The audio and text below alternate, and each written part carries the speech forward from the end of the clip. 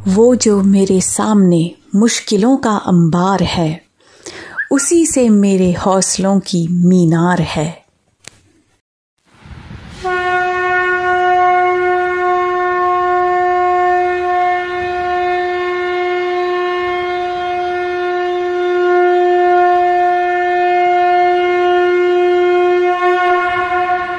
नमस्कार।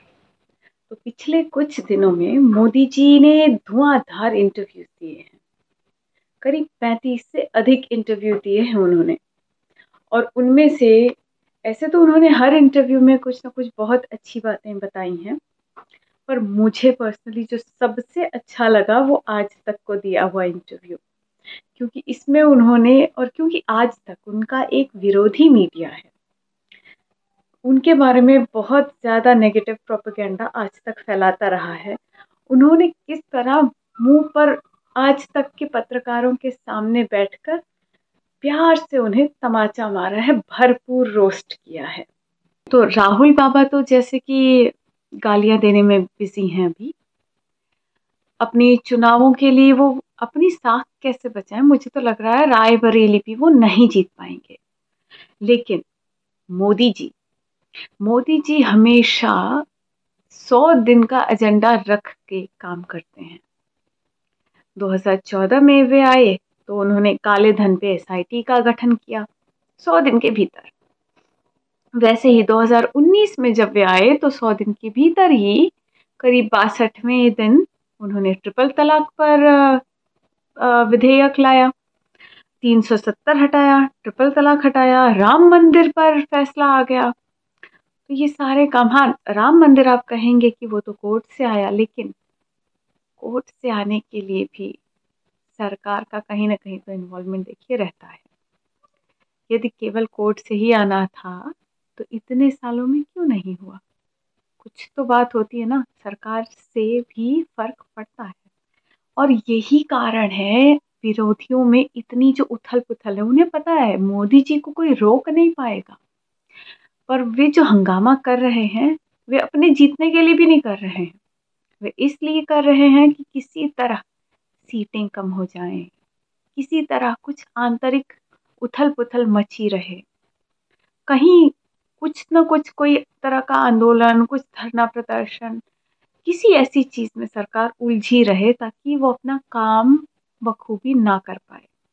क्योंकि उनको पता है कि मोदी जी जब आने वाले हैं 2024 में, तो एक अच्छे लक्ष्य के साथ आ रहे हैं और बड़े बड़े निर्णय लेने वाले हैं, जैसा कि वो कह भी चुके हैं पहले। अब उसमें क्या क्या होगा पता नहीं, हमारी विश लिस्ट है। विश लिस्ट में तो यूसीसी तो उन्होंने क्लियरली, अमित शाह जी ने भी बोला है, कब होगा ये नहीं पता, पर हम आशा करते हैं कि आते ही 100 दिन के भीतर ये सब भी हो जाएगा।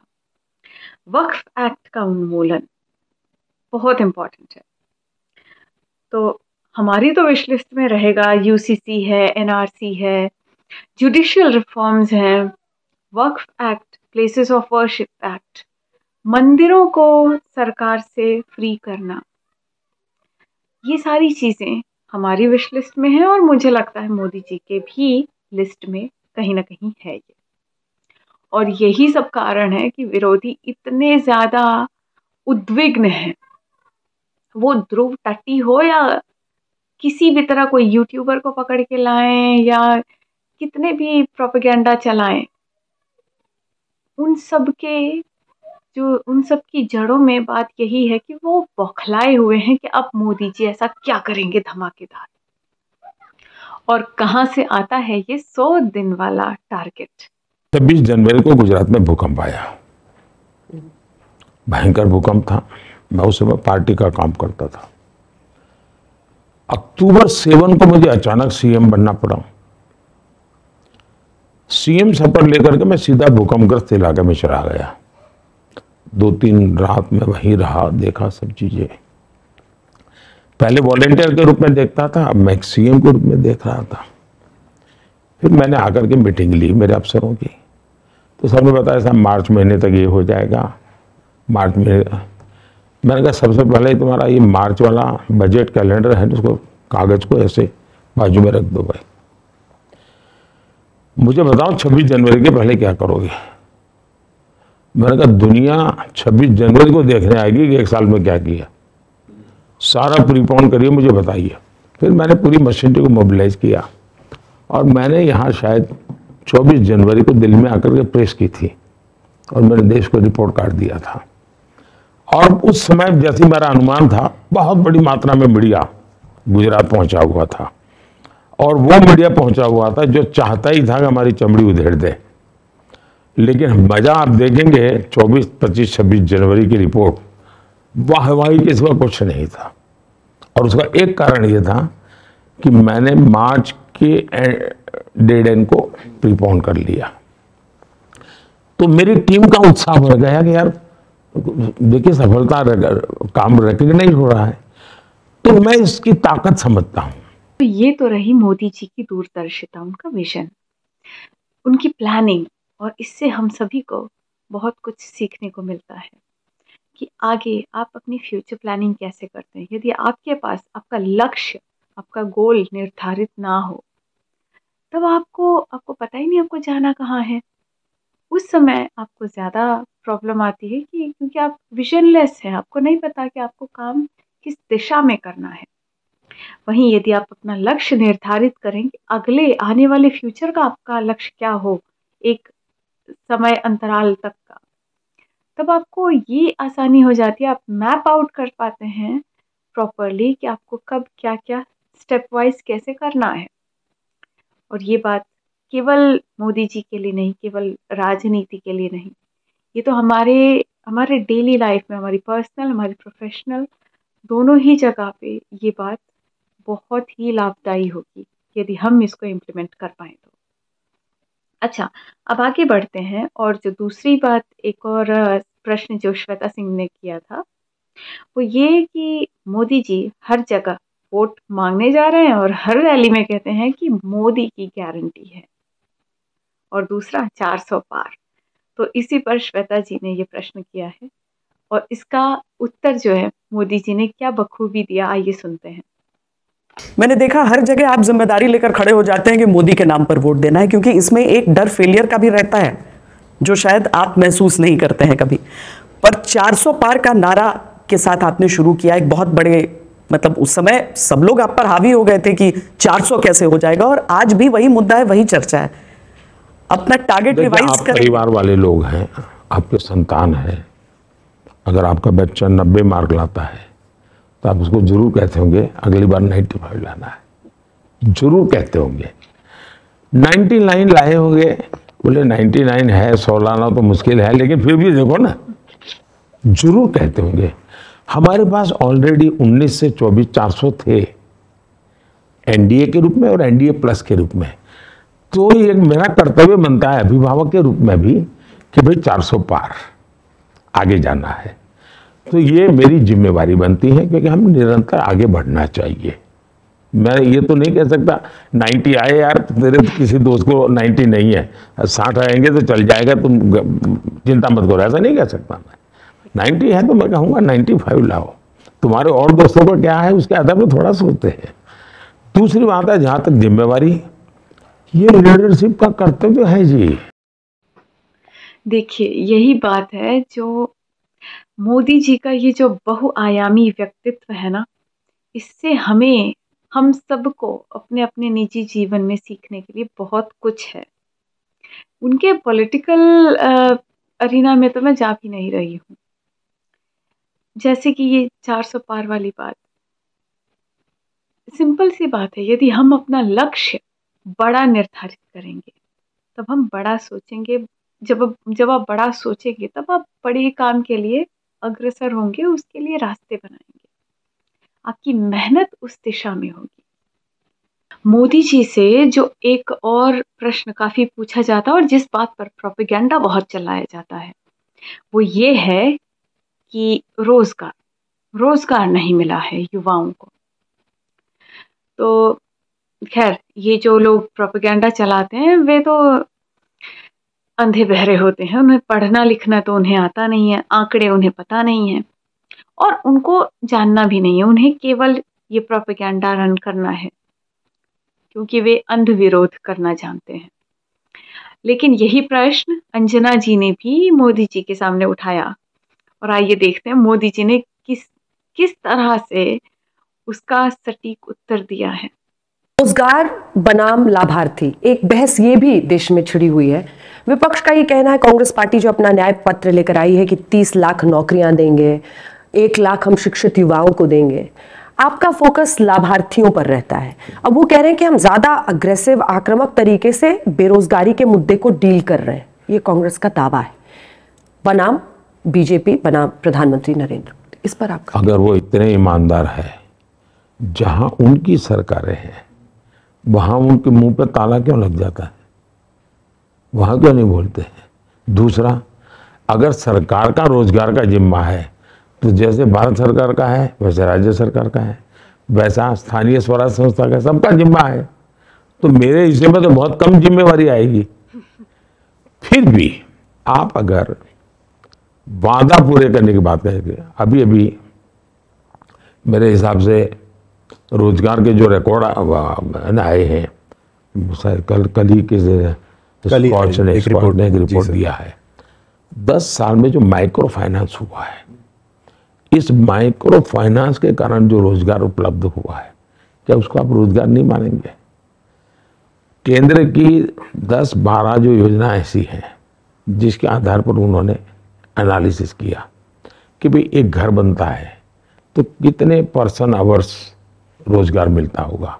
पहले मैन आवर्स कहते थे, अब जेंडर न्यूट्रल दुनिया हो गई तो पर्सन आवर बोलते हैं। तो कहते हैं भाई 5 करोड़ पर्सन ईयरली उनका हुआ है, यानी अपने नौकरी जनरेट हुई है। अब ये आंकड़ा बहुत बड़ा है जी, इसके हिसाब से देखें तो सारे। अब मुझे कोई बताएं कि पहले अगर 100 किलोमीटर रोड बनता था, आज अगर 200 किलोमीटर बनता है तो मैन पावर लगा होगा कि नहीं लगा होगा, या तो पर्सन पावर लगा होगा कि नहीं लगा होगा। पहले इलेक्ट्रिफिकेशन इतना होता था, आज इतना होता है। पहले इतने एयरपोर्ट थे, आज इतने एयरपोर्ट बने हैं। 4 करोड़ गरीबों के घर बने हैं, 11 करोड़ टॉयलेट बने हैं। 5G दुनिया में सबसे तेज गति से रोल आउट हुआ। इसके लिए इंफ्रास्ट्रक्चर लगता है, ऐसा नहीं बन जाता कि 5G, वो टावर लगते हैं, उसके लिए छोटी छोटी चीज़ें बनाने वाले लगते हैं। इसका मतलब कि इन सारी चीज़ों को जोड़ेंगे। PLFS का आंकड़ा तो बिल्कुल हकीकतों के आधार पर 6-7 साल में 6 करोड़ नए जॉब ये आपको ऑन रिकॉर्ड मिल रहे हैं। EPFO 10 साल में कवर होने वाले लोगों में 167%, 150, 65 या 70 इतना बढ़ोतरी हुई है। अब इसको मानेंगे कि नहीं मानेंगे जी? यानी इंफ्रास्ट्रक्चर, मुद्रा लोन करीब 43 करोड़ लोन्स अलग अलग, कुछ लोग रिपीट होंगे, उसमें 70% वो हैं जो पहली बार रोजगार कर रहे हैं। अब एक आदमी किसी एक को तो रोजगार देता होगा, कुछ कारोबार चला रहा है, एक को तो देता होगा। ये सब ऐसी हवाबाजी थोड़ी होती है जी। हमारे देश में तो मुसीबत ये है कि रिक्रूटमेंट की प्रोसेस इतनी कठिन है कि एडवर्टाइजमेंट निकलेगा, डिपार्टमेंट मांगेगा, फाइनेंस, यानी उसकी प्रक्रिया किसी व्यक्ति तक पता चले कि नौकरी आने वाली है, उसके पहले 1 साल लग जाता है। मैंने इसको इतना छोटा कर दिया है, आज 2.5-3 महीने में फाइनल हो जाता है कि भी तुम्हारे नौकरी भर्ती करनी है, 2.5-3 महीने में पूरा करो प्रक्रिया। इतना सारा मैंने रिफॉर्म किया है। लेकिन रोजगार एक ऐसा विषय है कि जिसमें हाथ पैर है ही नहीं, बोले जा सकते हो, कुछ भी बोले जा सकते हो। कुछ लोग होते हैं, अब जैसे आप हैं, आपके पास यहाँ काम है, लेकिन मन में रखा है कि नहीं यार मैं तो चीफ एडिटर होना चाहिए, तो उसके हिसाब से वो बेरोजगार है क्योंकि चीफ एडिटर नहीं है। एक और प्रश्न जो राहुल कमल ने पूछा मोदी जी से इनकम इनइक्वालिटी के ऊपर, कि हमारी इकोनॉमी जो है के शेप्ड हो गई है, यानी कि जो गरीब हैं वो और गरीब हुए जा रहे हैं और जो अमीर हैं वो और अमीर हुए जा रहे हैं। और इस पर ये एक टिपिकल प्रोपेगेंडा है वेस्ट का। वेस्टर्न मीडिया और कांग्रेस पार्टी, ये लोग हमेशा इसी तरह की चीज़ें चलाते रहते हैं।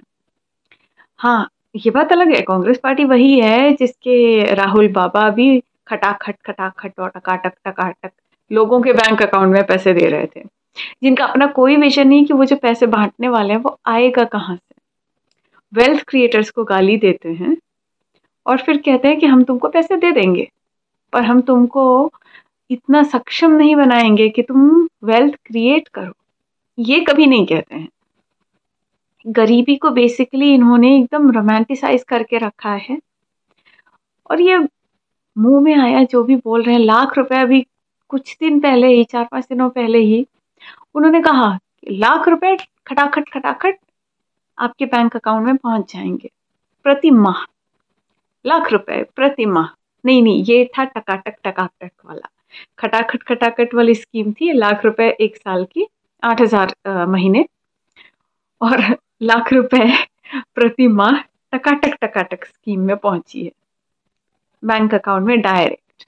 राहुल बाबा ये दे देंगे। तो ये इनको लगता है जैसे पूरे देश को लूट कर इनकी माँ के अकाउंट में आ गए थे ना पैसे, बिना कोई काम किए। सबके अकाउंट में ऐसे आ सकते हैं पैसे, कहीं बस लगे होते हैं पेड़ पर, तोड़ने होते हैं और बस आ जाते हैं अकाउंट में। तो खैर, राहुल कमल के भी लीडर वही हैं। तो राहुल कमल को मोदी जी ने शायद इसी बात के लिए फटाक से धोया भी, एक हल्का सा पंच उनके ऊपर लिया। प्रधानमंत्री जी, हाल ही में अंतर्राष्ट्रीय अर्थशास्त्रियों की एक रिपोर्ट आई टॉमस पिकेटी की, जिसमें उन्होंने कहा कि भारत में इनकम इनइक्वालिटी बढ़ रही है, यानी कि जो लोग अमीर हैं वो और अमीर होते जा रहे हैं, जो गरीब हैं वो और गरीब होते जा रहे हैं, कि भारत की इकोनॉमिक ग्रोथ इस वक्त के शेप्ड है, कि ऊपर लोग अमीर हो रहे हैं और नीचे लोग गरीब हो रहे हैं। आप इसको कैसे देखते हैं, जो इनकम इनइक्वालिटी का विषय? तो क्या सबके सब गरीब होने चाहिए? अमीर ज़्यादा होने चाहिए, सबके सब गरीब होने चाहिए। एक तो एक उपाय ये है कि भाई कोई डिफरेंस ही नहीं रहेगा, बिल्कुल सब तो मान है भाई। इस देश में पहले ऐसा था, अब आप कहते हैं नहीं सब अमीर होने चाहिए, तो धीरे धीरे होंगे कि रातों रात एक साथ सब यहाँ आए तो सब यहाँ आएंगे। थोड़े यहाँ आएंगे वो नीचे वालों को ऊपर लाएंगे, थोड़े ऊपर आएंगे वो लाएंगे, थोड़े और ऊपर आएंगे उनको लाएंगे। एक प्रोसेस होती है। और इसलिए या तो हम तय करें कि हम सब गरीब रहना चाहते हैं, हमें कोई ज़रूरत नहीं है, अगर हर एक को भाई 10 रुपये मिलेगा, बस 10 रुपये गुजारा करना है तो करो। एक तो ये रास्ता है। दूसरा रास्ता है हम कोशिश करें आगे बढ़ने की। आज 10 आगे बढ़ेंगे, कल 100 बढ़ेंगे, फिर परसों 500 बढ़ेंगे। आज हो रहा है। आप पहले स्टार्टअप हमारे देश में कुछ सैकड़ों थे और 1.25 लाख स्टार्टअप हैं, तो प्रगति हो रही है। पहले हवाई जहाज में बैठने वालों की संख्या इतनी थी, आज 1000 नए हवाई जहाज का ऑर्डर बुक करना पड़ा है।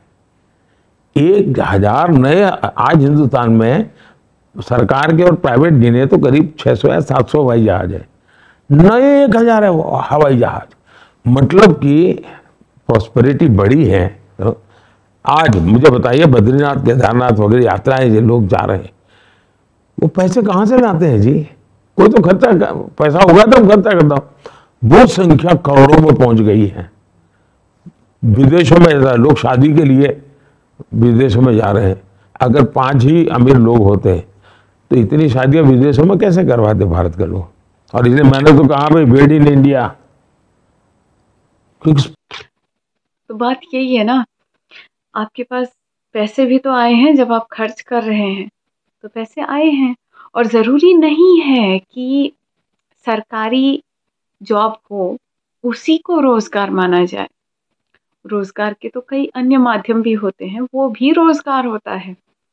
यदि आप सरकारी नौकरी करते हैं तो आप नौकरी कर रहे हैं केवल, लेकिन यदि आप उससे कोई व्यापार करते हैं, कोई अपना स्टार्टअप शुरू करते हैं जिसमें आप 4 लोगों को और नौकरियां दे रहे हैं, तो सोचिए 5 नौकरी, वहां से 5 लोगों के लिए रोजगार आया। लोग, स्पेशली ये जो ऑपोजिशन के लीडर्स हैं और मीडिया, सबसे अधिक तो मीडिया, वे केवल इसको एक मुद्दा, एक रेटोरिक मुद्दा बना के रखना चाहते हैं, रोजगार नहीं है। अभी कुछ दिनों पहले अभिषेक तिवारी जी ने किया था एक इंटरव्यू किया था, एक लड़का आके बोल रहा था कि हमें रोजगार नहीं मिला है, मोदी जी के काल में रोजगार नहीं मिल रहा है युवाओं को। मैं साइंस स्टूडेंट हूँ, बीएससी स्टूडेंट हूँ, और नहीं इंजीनियरिंग स्टूडेंट हूँ, और मुझे रोजगार नहीं मिला है। तो अभिषेक तिवारी जी ने उसको पूछा विस्कोसिटी क्या है, एक्सप्लेन करो। बोलता वो अभी याद नहीं है। इंजीनियरिंग के बंदे को, साइंस स्टूडेंट को विस्कोसिटी नहीं पता है और उसको रोजगार चाहिए। भैया तुम उस लायक नहीं हो, शायद इसलिए नहीं मिला है, जाओ पढ़ लिख के आओ पहले। सिंपल बात है। पर जो भी व्यक्ति सक्षम है, उद्यमी है, वो अपना काम कर रहा है, वो काफी खुश है। हाँ, जो कहीं कुछ करने के लायक नहीं है, वे इस तरह के प्रोपेगेंडा में, इस तरह के हंगामे में फंसे जा रहे हैं, ये नहीं है वो नहीं है। वैसे भी आपने देखा होगा, जो कुछ करने के लायक नहीं होता है ना, उसको आप कितनी भी सहूलियत दे दो, क्योंकि वो आदमी सक्षम ही नहीं है, तो वो केवल और केवल नॉइज क्रिएट करेगा, बस हंगामा करना चाहेगा। उसको बुराइयां ही दिख जाएंगी, यहाँ ये कमी है इसकी वजह से हम नहीं कर पाए, वहां वो कमी है इसकी वजह से हम नहीं कर पाए। ये बस बहानेबाजी है। अच्छा, एक और जो बात है, जो आजकल मोदी जी, आई थिंक उन्होंने अपने नविका कुमार वाले इंटरव्यू में भी कही थी ये बात, अर्नब से भी कही थी, और आज तक में भी ये बात वो कह रहे हैं कि मोदी जी जितने भी भ्रष्टाचार हुए हैं, जितने भी घोटाले हुए हैं, उनमें जो गरीबों का, जो आम जनता का पैसा लूटा गया है, उसको वापस उन तक लौटाने, उन जनता तक लौटाने के लिए क्या किया जा रहा है, क्या किया जा सकता है, इस पर वे सलाह ले रहे हैं, लीगल एडवाइस ले रहे हैं।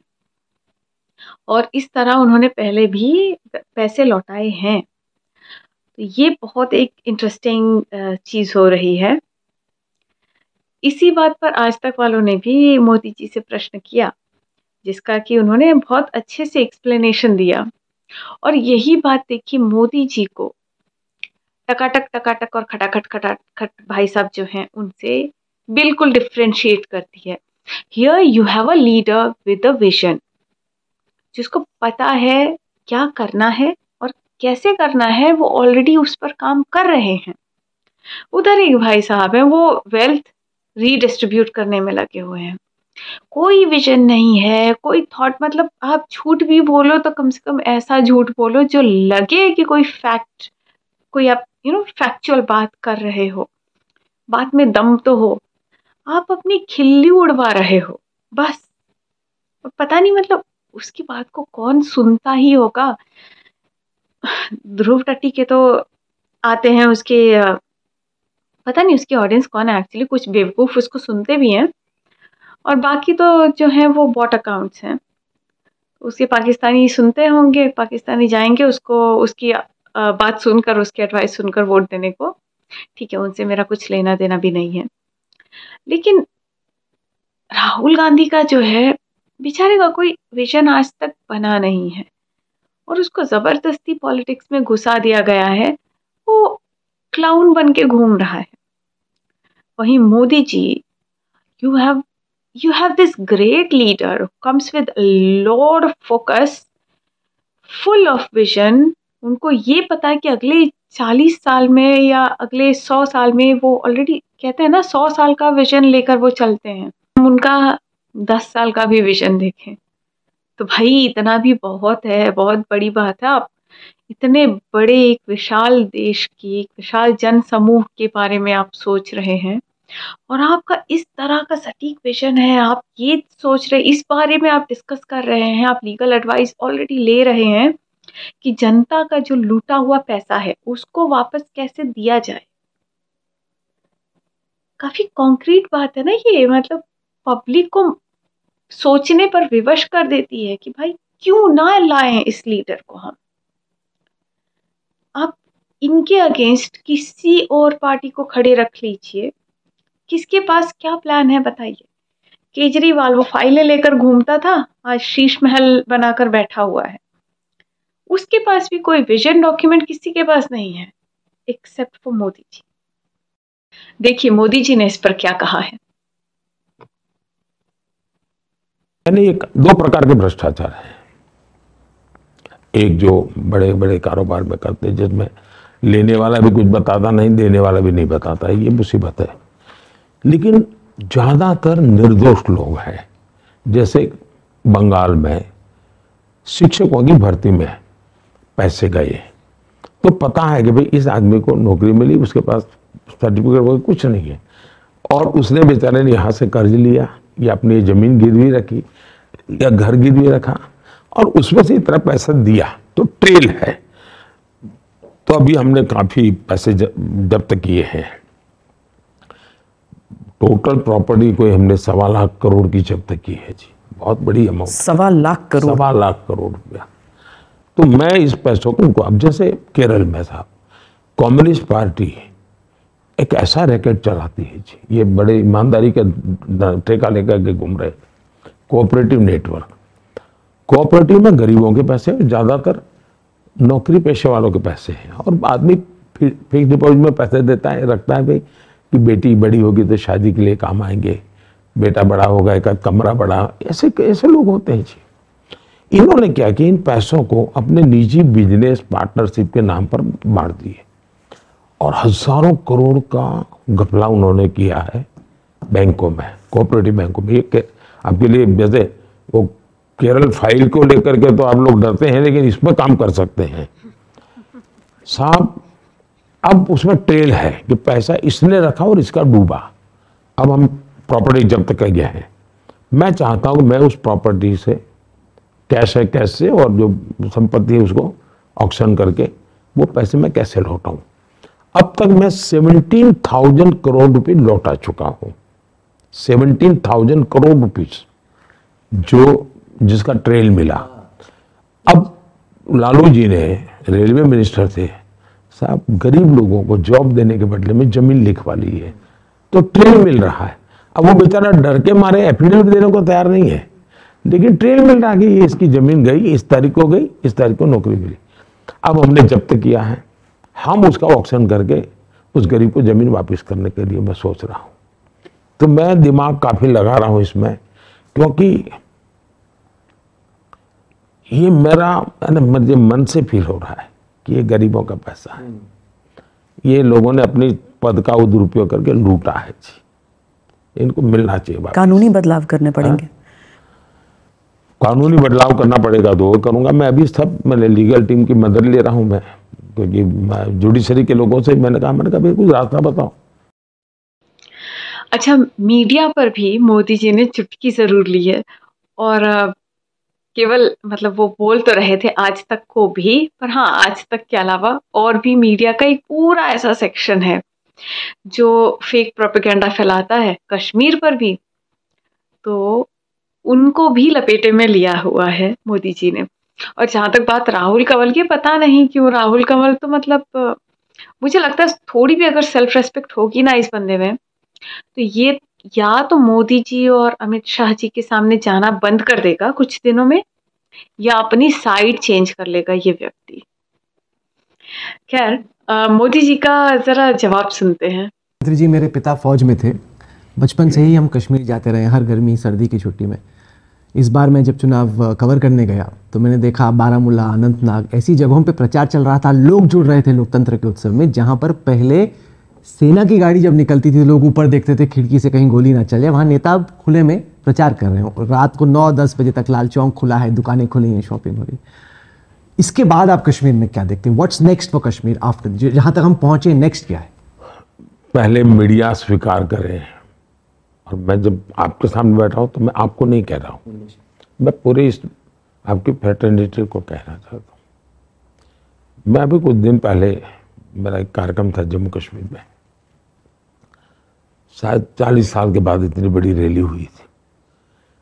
कमेंट क्या होती थी? सरकारी आदमी ला करके बैठा दिया, सरकारी। आप देश का भला करना चाहते कि नहीं करना चाहते? अब उनके मुंह पर ताले लग जाएंगे जब कल 40% करीब कोई वोटिंग देखेगी। और उन्होंने साहब, मेरी इच्छा है कि चुनाव एक फेस्टिवल होना चाहिए। देखिए, मोदी जी ने साथ में ये भी बताया इसी इंटरव्यू में, और इसके पहले भी शायद उन्होंने इस बात का जिक्र किया है कि कैसे गाजा में जो लड़ाई हो रही थी, उन्होंने इजराइल को अपना एनवॉय भेजकर, अपना स्पेशल एनवॉय भेजकर, उन्होंने इजराइल से उस समय हो रही बमबारी गाजा पर वो भी रुकवाई थी रमज़ान के दौरान। उन्होंने ये भी कहा कि ऐसा नहीं कि केवल वो अपनी जो है डींगे हाँक रहे थे। उन्होंने कहा कि ठीक है, और लोगों ने भी प्रयास किए होंगे, परंतु मेरा भी एक छोटा सा प्रयास ये था, और गाजा में रमज़ान के दौरान बमबारी रुकी। तो इस तरह मतलब जो एक मीडिया का एक बड़ा सेक्शन है, और यूट्यूबरों की जो गैंग है, जो डीप स्टेट का पैसा उठाकर अपने वीडियोस बनाते हैं, एआई के माध्यम से, बॉट अकाउंट से, खरीदे हुए अकाउंट से, पाकिस्तान और टर्की के व्यूअर्स के द्वारा जो अपना व्यू बढ़वाते हैं, ऐसे लोगों के कुछ भी सोशल मीडिया पर आकर भौंक देने से या मीडिया में प्रोपेगेंडा कर देने से फैक्ट जो है ना वो बदल नहीं जाते हैं। मोदी जी आज उस स्टेचर को होल्ड करते हैं, वो जहां वो किसी देश को इस तरह के भी एडवाइस देते हैं, और क्योंकि उनकी एडवाइस फैक्चुअल है, उनकी एडवाइस सही है उस समय, इसलिए वे देश भी उनकी एडवाइस पर एक बार विचार करते हैं।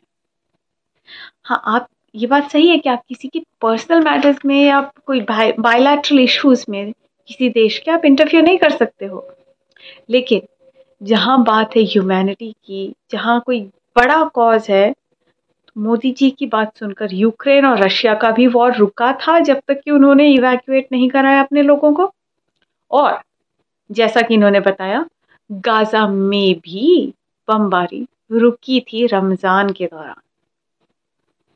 और ये एक बहुत बड़ी अचीवमेंट है, इस तरह का पावर, इस तरह की कमांड होल्ड करना जियोपॉलिटिकल सिचुएशंस में भारत के प्रधानमंत्री द्वारा। इस बात को कोई प्रोपेगेंडा जो फैलाने वाले हैं ना, प्रोपेगेंडाधीश लोग, वे कभी इस बात पर कोई दो टूक अपना ओपिनियन भी नहीं रखेंगे, या मैक्स अगर वो बोलेंगे ना तो बोलेंगे कि ये झूठ है। लेकिन आप जाकर इस बात का मतलब, आप ठीक है, आपको अगर करना है तो सबूत फाइंड कीजिए। अच्छा, अगला जो प्रश्न पूछा इन्होंने, आज तक वालों ने, कि आप इस तरह की आपकी प्रतिष्ठा है, केवल नेशनल लेवल पर नहीं इंटरनेशनली भी, तो आप पर कितना प्रेशर है। तो जैसा कहते हैं ना मोदी जी और योगी जी दोनों के बारे में, कि ये तो अपना झोला उठाकर कभी भी तैयार हैं, कभी भी निकल सकते हैं। तो बात वही है, मतलब जिस व्यक्ति को, उसको इन सांसारिक वस्तुओं से कोई लेना देना ही नहीं है, कोई मोह माया नहीं है। आज क्यों वो करप्शन फ्री है? शायद इसीलिए क्योंकि उनका किसी भी सांसारिक वस्तु से कोई अटैचमेंट नहीं है। वे एकदम से डेडिकेटेड अपने देश के लिए काम करते हैं, अपने देश और अपने धर्म के उत्थान के लिए काम कर रहे हैं, पूर्णतया विरक्त हैं बाकी सभी सांसारिक मोहमाया से। उनको कभी इस तरह का भार लगेगा भी नहीं, और मोदी जी ने भी वही आंसर दिया है। आप भारत के तो सबसे लोकप्रिय नेता हैं ही, अब दुनिया के भी सबसे लोकप्रिय नेता हैं, और शीर्ष पर बने रहना, जैसे कहते हैं अंग्रेजी में, it's always very lonely at the top, और शीर्ष पर बने रहना का अपना एक दबाव भी होता है बहुत। आप कभी उस दबाव को महसूस करते हैं? आप जब परीक्षा पे चर्चा करते हैं तो बच्चों को बताते हैं कि कैसे स्ट्रेस को दूर रखना है, कभी आपके साथ भी ऐसा दबाव आप फील करते हैं? होता क्या है जी, आप लोगों का प्रॉब्लम ये है कि आप उस दुनिया में जिए हैं, पले बड़े हैं, तो आपके पास हर चीज़ के उदाहरण वही है। मैं उस दुनिया का इंसान ही नहीं हूँ जी। आप मुझे एक अलग केस समझिए। व्यवहार जीवन की जितनी चीज़ें आप देखते हैं, मैं उससे परे हूँ, माफ करना मुझे कहना पड़ रहा है। और इसलिए मेरे जीवन में कोई चीज़, ये मोदी यहाँ बैठा है या मोदी लीडर बना है, no, nothing to do. Bharat बना है, मैं शायद निमित्त हूँ। और इसलिए कृपा करके, और मैं इसे बहुत विरक्त, मैं अलिप्त हूँ जी, मैं कोई लेना देना नहीं जी। आप सन्यासी की तरह सोचते हैं? मैं शब्द प्रयोग सन्यासी वगैरह, मैं विरक्त इंसान हूँ जी, मेरा कोई लेना देना नहीं जी, कोई लेना देना नहीं, कोई लेना देना नहीं। अच्छा, मोदी जी की जो कला है ना, उनकी ये जो बोलने की कला है, ये अप्रतिम है। अब देखिए कि अगली क्लिप में मैं दिखाती हूँ उन्होंने किस तरह राहुल कंवल जो अपना वो प्रोपेगेंडा जो वामी मीडिया लेके आती है, कठिन प्रश्न पूछ लिए, बहुत मुश्किल सवाल कर लिए हमने मोदी जी से, उनसे पहने तीखे सवाल पूछे गए, इस तरह की बातें। तो राहुल कंवल अपना कुछ लगा हुआ था इसी तरह समराइज करने में कि हमने बड़े कठिन प्रश्न किए हैं आपसे, बहुत मुश्किल सवाल कर लिए हैं और आपने बहुत अच्छा इंटरव्यू रहा है वगैरह वगैरह। मोदी जी ने किस तरह प्यार भरा तमाचा उसके मुंह पर मारा है, और उन्होंने तो यहां तक कि बुजदिल भी कह लिया मीडिया को कि आपका जो मीडिया है इस तरह से बुजदिल है, जो इस पूरे इकोसिस्टम से इतना डरा हुआ है कि इस तरह के प्रश्न, इस तरह के मतलब इस तरह के शब्द, प्रश्न नहीं शब्द आपको यूज करने पड़ते हैं। प्रधानमंत्री जी, इस वक्त जितने भी लोग इस इंटरव्यू को आज तक और इंडिया टुडे पे देख रहे हो, मेरे साथी भी ये मानेंगे कि बहुत सॉलिड इंटरव्यू था। मतलब जितने भी मुश्किल सवाल हो सकते थे आपसे पूछे गए, आपने किसी ये ही मेरा आप लोगों से शिकायत है, ये मुश्किल शब्द आपका नहीं है। एक इकोसिस्टम ने आप लोगों को डरा करके रखा हुआ है और आप लोग बुजदिल की तरह डरे हुए हो, उनके एजेंडा सेट के लिए सवाल लेके घूम रहे हो। आपको बुरा लगेगा, मैं सच कहता हूं, आप सब लोग दबाव में जी रहे हो। मोदी जी से अच्छा कोई रोस्ट कर ही नहीं सकता है। उन्होंने ये भी कहा आगे कि यदि आज तक कल को ग्लोबल हो जाता है तो मैं सबसे अगली पंक्ति में ताली बजाऊंगा इस बात के लिए, ये बात जानने के बावजूद कि आज तक मेरा विरोधी रहा है। मोदी जी ने साफ साफ ये कहा, 4 पत्रकार मोदी जी के सामने आज तक के बैठे हुए हैं, उनके सामने उनके इंटरव्यू में मोदी जी ये कहते हैं कि यदि आज तक ग्लोबल जाता है तो मैं सबसे आगे की पंक्ति में मैं उनके लिए ताली बजाऊंगा, ये जानते हुए भी कि मोदी के विरोध में आज तक का और टीवी टुडे का पूरा ग्रुप है। आज तक उन्होंने यही कहा लिटरली कि आज तक मेरे साथ क्या करता है ये एक अलग विषय है, पर मेरे देश का चैनल है। आप समझ सकते हैं इनकी वो भावना अपने देश के लिए, इनका वो डेडिकेशन, जो भी है इंटरनली हमारा जो भी मैटर है हम आपस में सॉर्ट आउट कर लेंगे, लेकिन जब बात देश की आती है तो देश का हर एक व्यक्ति, प्रत्येक वर्ग का व्यक्ति हमारे लिए उतना ही इम्पोर्टेंट है। जिस तरह से विलिफाई करते हैं ऑपोजिशन, स्पेशली कांग्रेस, आजकल वेल्थ क्रिएटर्स को अंबानी अडानी चल रहा है, जबकि सबसे ज्यादा पैसे वही खाते हैं उनसे। इस तरह वेल्थ क्रिएटर्स को विलिफाई करना भी गलत है, और इसी बात पर मोदी जी ने ये क्लैरिफिकेशन दिया है कि जितना आपके लिए किसान इंपॉर्टेंट है उतना ही वेल्थ क्रिएटर भी इंपॉर्टेंट है, उतनी ही रेस्पेक्ट उनको भी मिलनी चाहिए। तो ओवरऑल मैंने तो उनके सारे इंटरव्यूज को ही बहुत एंजॉय किया है। आशा करती हूँ आप लोग भी पूरा इंटरव्यू देखेंगे यदि अब तक नहीं देखा है तो, और 400 पार तो हम इनको इस बार करा ही देंगे। जय श्री राम, वंदे मातरम।